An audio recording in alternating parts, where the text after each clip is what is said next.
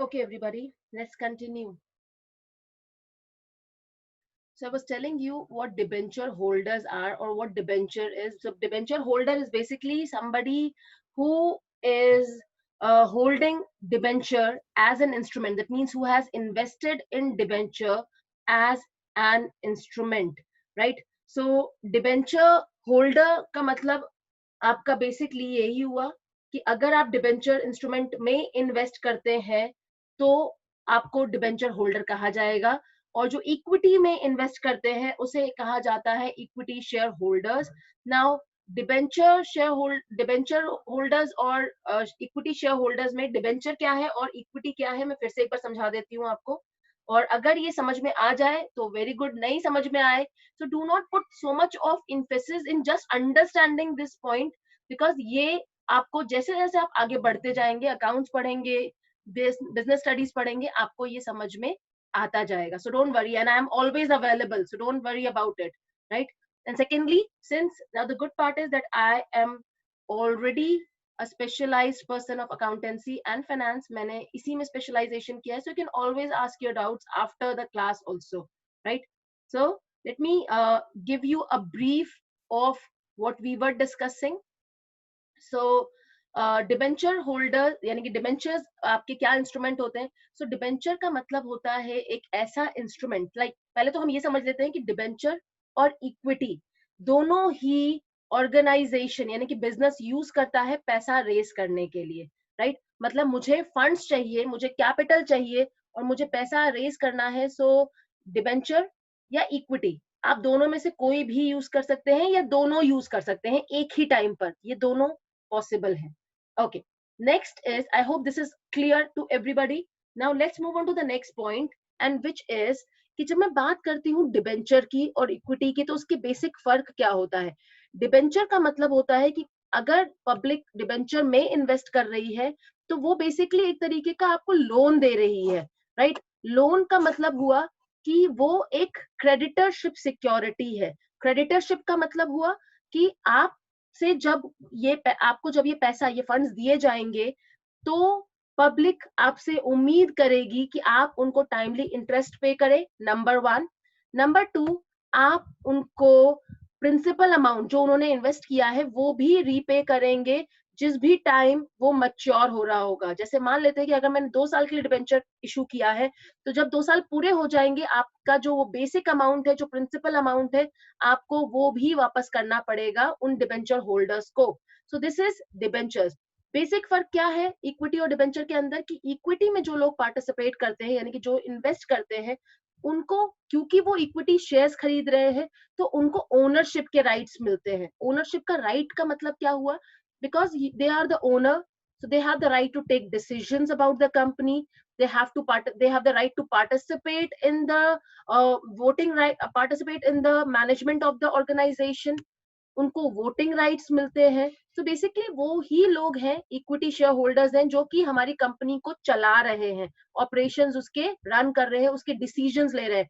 Debenture holders के पास ये right नहीं होता क्योंकि वो ओनर नहीं है, number one. Number two, debenture holder के बारे में मैंने आपको बताया कि डिबेंचर्स को आपको डिबेंचर होल्डर्स को टाइमली इंटरेस्ट मिलता है और वो इंटरेस्ट आपकी ऑर्गेनाइजेशन के ऊपर एक ऑब्लिगेशन है. That means even if your obligation is your obligation has to get fulfilled even if the company is facing losses, right? तो लॉस होने के बाद भी आपको रिटर्न्स देने होंगे, आपको इंटरेस्ट टाइमली देना होगा. और अगर आप क्लेम सेटल नहीं कर पाएंगे तो डिबेंचर होल्डर्स आपके एसेट्स को बेचकर अपना क्लेम रिकवर करेंगे, मतलब अपना प्रिंसिपल अमाउंट और इंटरेस्ट रिकवर कर लेंगे. So that is possible only in case of debenture holders or debentures as an instrument. जब हम बात करते हैं इक्विटी की, क्योंकि वो ओनर्स हैं, right? And they have the ownership right, they have the right to vote, they have the right to participate in management, they have the right to contribute to the organization. तो ये सारी जो उनकी rights and duties है, तो अब अगर organisation को प्रॉफिट नहीं होता तो इक्विटी शेयर होल्डर्स को भी रिटर्न्स नहीं मिलते. दैट मींस आप ओनर हैं और ऑर्गेनाइजेशन को लॉस हो रहा है तो आप कैसे रिकवर करेंगे डिविडेंड?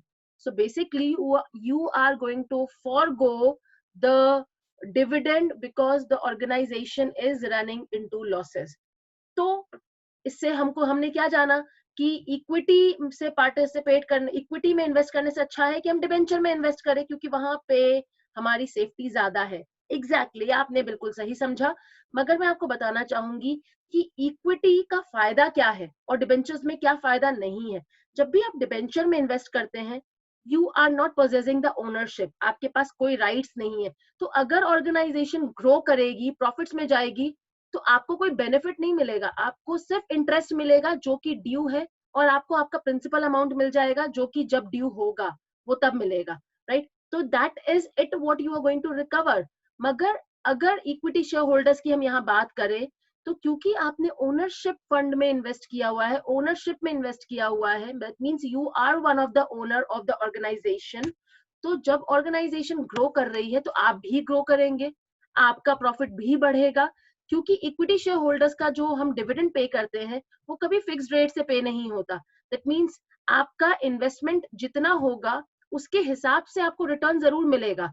मगर अगर कंपनी ग्रो करती है तो जितना ज्यादा ग्रो करेगी आपका रिटर्न भी उतने मल्टीपल टाइम से ग्रो करेगा, तो वो मल्टीप्लाई होता जाता है in case the business is earning profit. So for the equity share holders it is important to note that it is a risk bearing security, risk of suffering from the loss, risk of gaining the returns। तो ये दोनों ही available है, right. तो अगर business grow करेगा, you as a equity share holder will always grow, और अगर आपका बिजनेस लॉस में जाएगा तो वो रिस्क ऑफ लॉस आपको भी बियर करना पड़ेगा, राइट।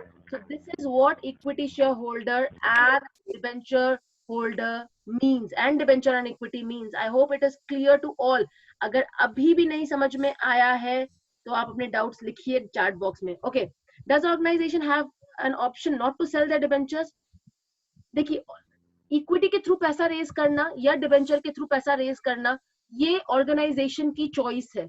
आप क्या चूज करते हैं, आपको किस इंस्ट्रूमेंट के थ्रू पैसा रेज करना है। जैसे मैं आपको एग्जांपल देती हूँ कि मैं अपनी ओनरशिप को डाइल्यूट करना चाहती हूँ, मैं चाहती हूँ कि अब हमारे साथ और भी लोग हैं जो ओनरशिप में पैसा लगाएं, तो आप इक्विटी के थ्रू पैसा रेज करेंगे। मगर ऑन द कॉन्ट्ररी, अगर आप चाहते हैं कि आपकी ओनरशिप आप ही के पास रहे, सिर्फ आपके पास, और कोई भी और ओनर ना बने, और फिर भी आपको पैसा चाहिए लोगों के थ्रू, पीपल के थ्रू, पब्लिक के थ्रू, तो आप डिबेंचर को यूज कीजिए और उसके थ्रू पैसा रेज कीजिए, राइट। जिसमें आपकी ऑब्लिगेशन तो बढ़ेगी क्योंकि आपको इंटरेस्ट भी पे करना है, प्रिंसिपल भी पे करना है, मगर आपकी ओनरशिप इंटैक्ट रहेगी आपके पास, right. So this is what it is. Now I'm sure that I'm clear and everybody has understood all the point. अभी किसी ने बोला डिबेंचर दोबारा एक्सप्लेन करो, तो एक काम करते हैं, I want a volunteer from your class only. Samarth को कौन समझाएगा what is debenture? Anybody from your class? Can I have a volunteer? Please unmute yourself और डिबेंचर समझाइए, क्योंकि लेट मी सी आपको कितना समझ में आया है। I want somebody from your class only to volunteer and explain what is debenture, right?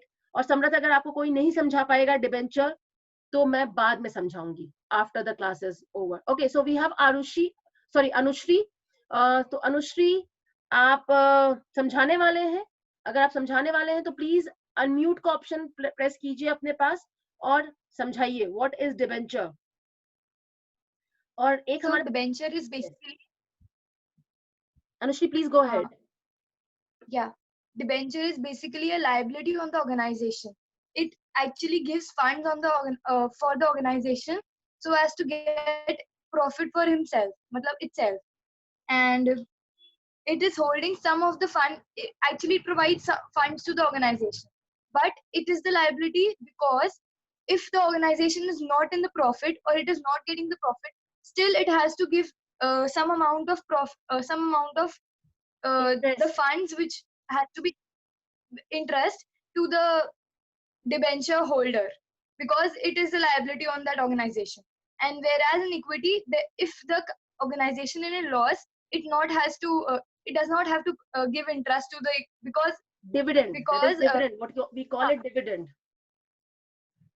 dividend because the company is in loss, and the debenture holder is like it doesn't have any emotional relationship, so it has to get the interest. Thank you It so much has to give the Anushree. बच्चे, interest to the हमको debenture holder. Emotional कहीं नहीं होना होता, हम पढ़ रहे हैं, हम ऑर्गेनाइजेशन में इन्वेस्ट करते हैं, हम It's a relationship between the if of the course no you are if right actually. जब हम बात करते हैं इक्विटी शेयर होल्डर्स की, तो क्योंकि मैं पैसा लगा रही हूँ and I am investing into ownership, so of course not a doubt at all that I will be emotionally connected with that organization because that is my organization. I'm the owner, right? So if the organization is suffering from loss, so I will not ask for any kind of return in form of dividend, but I will suffer the loss along with the organization. And so the organization, if they are issuing equity, if they are raising funds using equity as an instrument, so it is basically diluting its ownership. Okay. और debenture को, जैसा कि अनुश्री ने बिल्कुल सही सही बताया कि डिबेंचर हमारे ऑब्लिगेशन की तरह होता है, हमारे लिए लाइबिलिटी होता है। That means even if the company is not earning profit, still they need to provide for the interest to the debenture holders on timely basis. Otherwise they can always claim the charge over the assets of the organization. So this is what debenture and equity is. I think Samrat, you have understood the point. If you have still not understood, any doubt, message it to me. Next, Priyanshi ने बहुत अच्छा doubt पूछा है, can a person be both debenture and an equity share holder? Wonderful Priyanshi, ये किसी के बहुत कम बच्चों के दिमाग में आता है। आई थिंक मेरे से सवाल, ये शायद ये सवाल किसी ने आज तक नहीं पूछा, बट मुझे बहुत खुशी है कि इस बार 11th भी हमारी बहुत इंटरेस्टिंग और बहुत इंटेलिजेंट आई है। Okay, so let me answer it for you. आप एक इन्वेस्टर है और इन्वेस्टर के पास पूरी छूट होती है, वो किसी भी चीज में इन्वेस्ट कर सकते हैं, राइट? अगर आपके पास फंड्स अवेलेबल हैं और आप चाहते हैं कि आप ओनरशिप में परचेज करें, तो आप ओनरशिप में पैसा लगाइए, वो आप इक्विटी शेयर्स के थ्रू लगाएंगे। और अगर आपको लगता है कि अभी भी आपके पास फंड्स अवेलेबल हैं और आप डिबेंचर्स भी खरीदना चाहते हैं, so as to create a trade off, ये बहुत अच्छी चीज बोली आपने कि हमारे पास अगर मैं इक्विटी खरीदूंगी तो मैंने रिस्क वाली सिक्योरिटी खरीदी है, मतलब कि जब ऑर्गेनाइजेशन को लॉस होगा तो मुझे कोई रिटर्न्स नहीं मिल रहे इन फॉर्म ऑफ डिविडेंड। मगर अगर इसी सिचुएशन में मेरे पास डिबेंचर्स भी होते तो मुझे रिटर्न मिलता एज एन इंटरेस्ट। तो मेरा क्या हुआ, मेरा एज एन इंडिविजुअल इन्वेस्टर मेरा रिस्क ट्रेड ऑफ हो गया। दैट मींस मेरा रिस्क जो है इस वक्त कंप्लीटली मैं कहूंगी उसको जस्टिफाइड है, बिकॉज मेरे पास इक्विटी भी है, मेरे पास डिबेंचर्स भी है। तो जो भी मुझे इक्विटी के थ्रू लॉस हो रहा है इस वक्त in a loss making situation, debenture मेरे उस लॉस को कुछ प्रोपोर्शन में कवर कर लेगा। Wonderful question it is, mind blowing. चलो बहुत बढ़िया, I think this is clear to all. अब नेक्स्ट हमारे पास क्वेश्चन है, ma'am who decides the interest rate for debenture? Interest rate debenture का डिसाइड करती है ऑर्गेनाइजेशन, यानी कि जो भी कंपनी इस डिबेंचर के थ्रू पैसा रेज करना चाह रही है वो बताएगी कि वो कितना इंटरेस्ट के साथ उसको इशू कर रही है। तो जैसे मान लेते हैं कि लिखा है 10% डिबेंचर, तो 10% जो ये लिखा हुआ है ना, ये उसका इंटरेस्ट रेट है, राइट? तो ये कितना होगा और कितने पे आप इशू कर रहे हैं डिबेंचर्स को, वो आप पहले ही बता देते हैं अपने पब्लिक को, इन्वेस्टर्स को। अगर वो विलिंग है उस इंटरेस्ट रेट पे परचेज करने के लिए तो वो इन्वेस्ट करेंगे। तो अगर ये एक म्यूचुअल एग्रीमेंट है, अगर आपने ऑफर किया 10% इंटरेस्ट पे डिबेंचर्स, पब्लिक इन्वेस्ट कर रही है, that means they are agreeing for that 10%। तो जब अब आपके डिबेंचर होल्डर्स परचेज कर लेंगे डिबेंचर्स को, मतलब जो पब्लिक इन्वेस्ट कर लेगी डिबेंचर्स में, and they will become the debenture holders, so now you are going to give them the return based on the same rate which you have already declared and which you and the investor has already agreed upon, right? So this is what accounting and bookkeeping is. I think this is very much clear to everybody. Now let's study the last segment of the topic today, that is accountancy. Accountancy का मतलब क्या होता है? Okay, मैंने बात की accounting, मैंने बात की बुक कीपिंग, अब है अकाउंटेंसी। तो अकाउंटेंसी बेसिकली एक फील्ड है।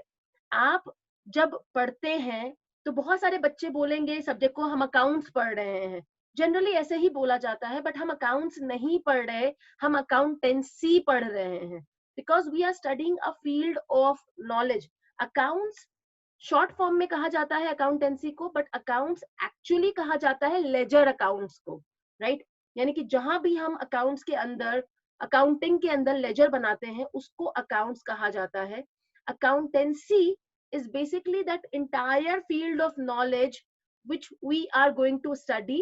और इस accountancy को पढ़ने से हमें समझ में आएगा कि किस किस तरीके के हमारे पास प्रिंसिपल्स प्रैक्टिसेस अवेलेबल हैं जिसको यूज करके हम अपने अकाउंट्स बनाते हैं. दैट मीन्स किसी भी अकाउंटेंट को अकाउंटेंट बनने के लिए, किसी भी पर्सन को अकाउंटेंट बनने के लिए अकाउंटेंसी की फील्ड की नॉलेज होनी चाहिए, so that he can apply the principles and practices for making the accounts, right. तो ये सब पढ़कर, ये जो हम सब पढ़ रहे हैं, ये अकाउंटेंसी कहलाती है. So let's read it.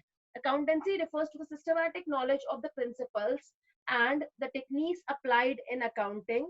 It emphasizes as to how to maintain the books of account, how to summarize them, how to analyze and communicate the accounting information to the various users of accounting services. So basically यही कह रहा है, 3-4 लाइनों में जो लिखा गया है, बेसिक पॉइंट यही है कि हमको अकाउंटेंसी समझाएगी कि हम क्या प्रिंसिपल्स, क्या प्रैक्टिसेस, क्या फॉर्मेट, किस तरीके से हम अपने अकाउंट्स को प्रिपेयर करते हैं. तो ये जो पूरा हमारा प्रैक्टिस और ये जो पूरे प्रिंसिपल्स हैं, इस फील्ड ऑफ स्टडी को अकाउंटेंसी कहा जाता है, right.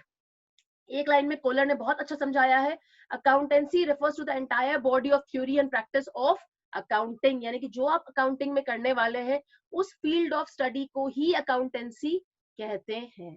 I think this is clear to all, and we are going to take up only up to this point today, right. Let's meet tomorrow and do the next topic. Everybody be very thorough with whatever topic that we are completing on everyday basis.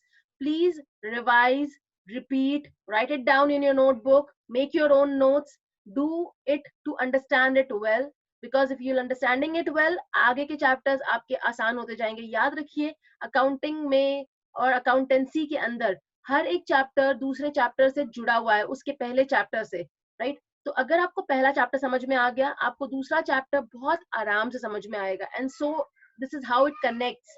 So anybody who is not understanding anything anywhere, please clear your doubts while we are conducting the class, right. And Anushri, let me congratulate you again, and Priyanshi Khandelwal, both of you bache, you have answered, one of you have answered it really well and the other one has asked a wonderful doubt in today's class. So I want every one of you to participate like this, right. Whenever anybody is not understanding anything and we have already covered it, be ready. I'll be asking you only to answer the questions, right. So this is no longer any different from the class, the general classroom session, right.